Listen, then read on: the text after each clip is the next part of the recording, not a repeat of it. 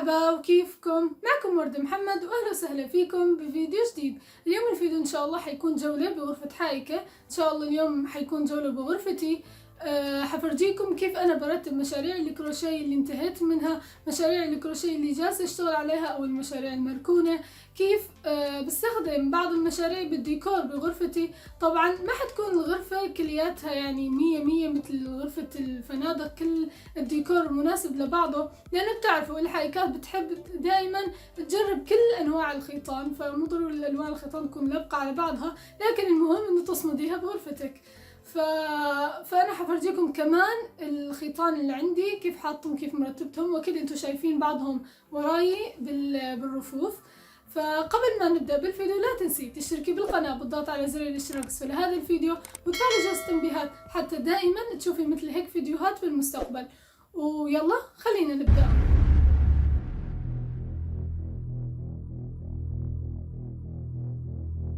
اولا حفرجيكي كيف برتب مشاريع الكروشيه. طبعا مشاريع الكروشيه بتتقسم لعدة اقسام. في عندنا القسم الاول هو المشاريع اللي انتهيت منها، القسم منها بضمهم مثل جوارير او بخزن، والقسم الثاني بصمدهم بالغرفه، مثلا شايف الهلو كاتي، مثل بعض الشناتي الكبيره اللي هوني. ففي عنا كمان القسم المشاريع المركونه او اللي لسه جالسه اشتغل عليها. هاي بتكون مضبوبه ما بتنصمد لانه لسه انت ما انتهيتي منها، لسه ما ثبتيها. في كمان مفارش بكون لسه انت ما ثبتيهم، فكلياتهم بيكونوا مضبوبات. اول مكان بحط فيه المشاريع مثل ما شايف قدامك هذه الجوارين الملونة. طبعا هاي الجوارين الملونة كتير بتعجبني لانه حجمها كبير، وشوفي عميقة كتير كبيرة، فبتساع منيح المشاريع اللي انتهيت منها، وحتى بعض المشاريع المركونة. طبعا فوق الجوارين مثل ما شايف انا حاطة صندوق، هذا الصندوق حاطة فيه كل المشاريع اللي انتهيت منها وماني جالسة استخدمها، مثل في قبعات، مثل هي بطانية البيبي، في بعض الميداليات، فهالفترة ماني جالسة استخدمهم فضربتهم بهذا الصندوق. بعدين عندك الجارور الازرق حاطة فيه المشاريع اللي انتهيت منها، مثل ما شايفة هوني عندنا حقيبة. في عندك هوني هذا المفرش ان شاء الله بعد العيد حابدأ اشرح لكم طريقته، انا خلصت منه. في مفارش ثانية، في ورد هوني كله للمفارش والورد وهيك اشياء. في بعض الشناتي تحت، وفي هوني عندي لفحة باللون الابيض، هذا خيط لامكين، وفي لفحة ايضا باللون درجات الرمادي والابيض. تمام، خليني ارجع الشنطة. بالنسبة للجاروري اللي بعده، الجارور الزهري، حاطة فيه المشاريع مثل ما شايف قدامك، المشاريع اللي لسه جالسة اشتغل عليها. في هوني هي عبارة عن علبة بحط فيها السنارات اللي جالسة استخدمهم مع هاي المشاريع حتى ما تضيع بين الخيطان او بين المشاريع. في هاي سلة، شوفوا ما احلى غرزتها، جالسة اصنعها. طبعا جالسة اجرب غرزة، يعني هاي الغرزة جبتها من كتاب اشتريته من امازون، كتاب بحط لكم اسمه على الشاشة. في هوني مثل ما شايفين هذا خيط لامكين بلاك لونه، فهذا جالس استخدمه لاصنع جاكيت لكن لسه ما كملته. في هاي البلوزة والى اخره، هذول ان شاء الله بتشوفوهم بفيديو المذكرات. في كمان كتير مشاريع لورا موجودة، وحاطة معهم كمان المشاريع المركونة. في كمان هوني مثل ما شايفين الجارور الاخضر، حاطة فيه ايضا كل القبعات اللي انا مشتغلتها. طبعا اكيد شفتوا فيديو المذكرات الحرفية تبع القبعات، الفيديو طلع بجنن. فهذا الجارور مثل ما شايفين كل شي قبعات انا اشتغلتهم موجودين فيه مثل ما شايفين. حتى اعرف مثلا انا حابة البس قبعة خاص بجي هذا الجارور فقط للقبعات وهيك. طبعا اخر جارور فيه اقمشة ما حاطة فيه كروشيه مثل ما شايفين. خلينا ننتقل هلا للقسم الثاني من المشاريع يلي بصمدهم. مثل ما شايفين خلينا نبدأ هوني فوق. في هوني عندك طبعا الخيطان الصوف، هوني انا مرتبتهم بالمربعات مثل ما شفتوا ببداية الفيديو. وفي قسم منهم بيكون مثلا، خليني فرجيكي ورا هون. هلا عندك هوني انا حاطة خيطان، تمام. طب في بعض الخيطان انت بتكون كتير مستعملتيها ما بيكون منظرها مرتب بالديكور، فبحطها بالخلف. يعني هون مثلا عندك اللون الابيض، هي مستعملته كتير، فاذا حطيته هوني مثلا، شوفي اذا حطيت مع قدامه الهلو كتي ما عاد المنظر مرتب. فيعني بتحاولي قدر المستطاع ترتبيه، وانا عارفة انه في عندي خيط فانا بحطه ورا بهذا الشكل. نفس الشي بالنسبة للرفوف الاخرى بالخيطان، بحط نفس الطريقة. وفي عندي صندوق كمان بوحدة من الخزن المسكرة، صندوق فيه كل شي خيطان هيك صايرة كرات صغيرة باقي يعني شوي كتير منها، بكون حاطة فيها. هلا شوفي أول مربع هوني حاطة في عندي هي 3 صناديق، في واحد منهم فيه قطن، واحد التاني فيه أيضا خيطان باقي كتير يعني باقي شوية منها ما بينفع لمشروع كامل، فحاطن جواتهم حتى يكون أرتب. وهوني صامدة السلحفات، وراها كمان صندوق صغير حاطة فيه ميداليات أو فيونكات وردات، الأشياء اللي بتضيفيهم زينة لمشاريعك الكبيرة. وهي هي السلحفات حطيتها نفس الألوان. بالنسبة للرف اللي بعده هي خيطان كمان وراه حاطة سلة حاطة فيه الخيطان اللي ناقصة منها، لكن بقدر استعملها مع يعني موجود كمان عندي منها، فبقدر استعملها بمشاريع. خلينا ننتقل للجنبو.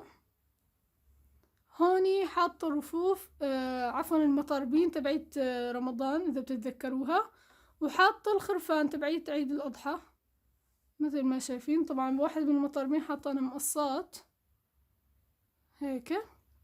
الرف اللي بعده هي خيطان كمان. شوفي مثل ما منتبهة، خليني ارجع لورا تنتبهي كل رف اللي حاطة فيه خيطان بحاول قدر المستطاع احط خيطان تلبق الوانها على بعضها، يعني حتى تحاولي توازني قدر المستطاع، لانه بعرف اللي بيشتغل كروشيه او تريكو بكون عندك كتير خيطان وصعب كثير ترتبي ويكون يلبق على الوان غرفتك. فانا غرفتي من اثاثها اغلبه ابيض وانا بحب الاثاث الابيض، فلما تحطي فيه خيطان ملونة اشغال يدوية ملونة يعني بيكون شكلها حلو، بس بدك تحاولي تناسقي يكون هادي ما يكون فيه كتير عجقة يعني. وهلأ مثل ما شايفة هون حطيت هي لأنه ألوانها نفس الشي كب كيك تبع عيد ميلادي، حطيتها هوني. طريقة عملها شرحت على الانستغرام ببث مباشر.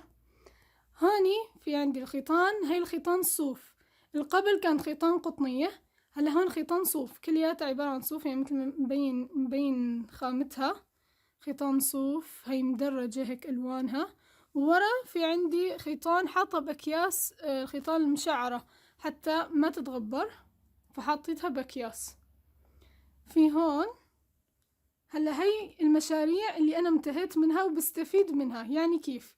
هلا مثل ما شايفة في عندي هي شنطتين أنا تعلمتهم من كتاب، اشتغلتهم من كتاب.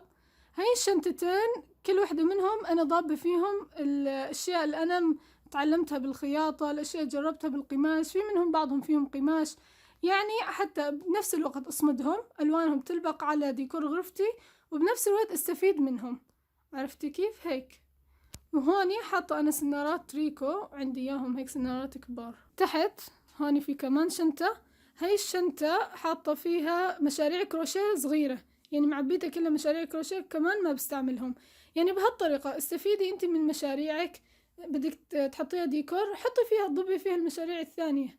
هاي كمان شنطاية ظهر سويتها زمان يعني كمان حاطة فيها مشاريع كروشيه. هوني مثل ما شايفة تحت آخر شي ماكينة الخياطة. وبالنسبة لهذا الجزء مثل ما شايفين قدامكم أنا بالعادة بحط الملابس بخزانة الملابس المغلقة حتى ما يتغبروا، لكن حبيت عشان الفيديو يعطي ألوان زيادة، أعطي ألوان زيادة وجمالية أكثر، فعلقتهم على العلاقة الخارجية. طبعا مثل ما شايفين قدامكم هي الملابس إن شاء الله حيكون في فيديو خاص لها، فيديو مذكرات فقط للملابس الكروشيه اللي أنا اشتغلتها من أول ما بدأت أتعلم الكروشيه، في هدول الملابس وفي غيرهم كمان. خلينا نكمل هوني بالمربعات. مثل ما شايفة في هوني لعبة صامتها على شكل فندق وحاطة فيها شرايط، هاي الشرايط كلياتها مثل ما شوف. خليني اقرب، في عندك هاد وردات، هدول انا صانعتهم بالساتان لما كنت اتعلم كيف سوي ورد بالساتان، وهي بقية الخيط بقية شرائط الساتان هوني حطيتهم، فالوانهم مثل ما شايف الخمري والزيتي موجودين بالفندق فرتبتهم فيها.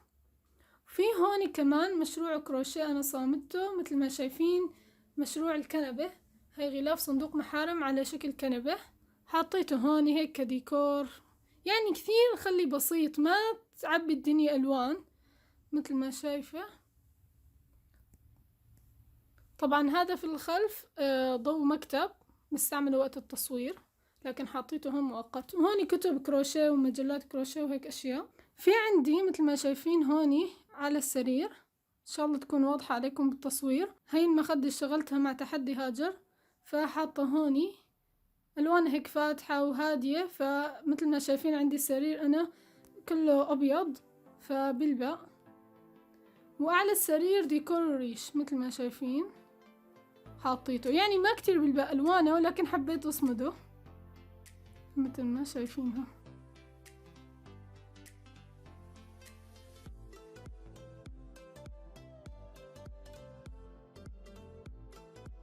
وبهيك نكون وصلت لنهاية الفيديو. ومثل ما شفتوا تصوير الغرفة كثير سهل، لكن التجهيز قبل التصوير بياخد عدة أيام.